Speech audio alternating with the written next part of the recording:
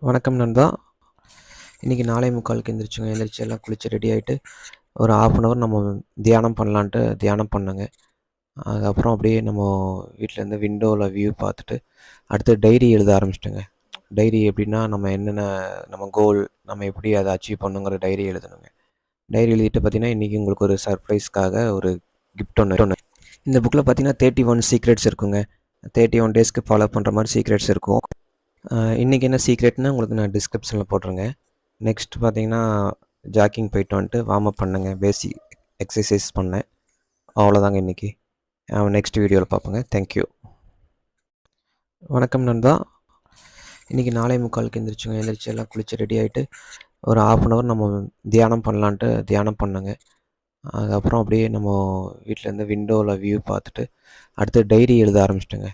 diary எப்படின்னா நம்ம என்னென்ன நம்ம கோல் நம்ம எப்படி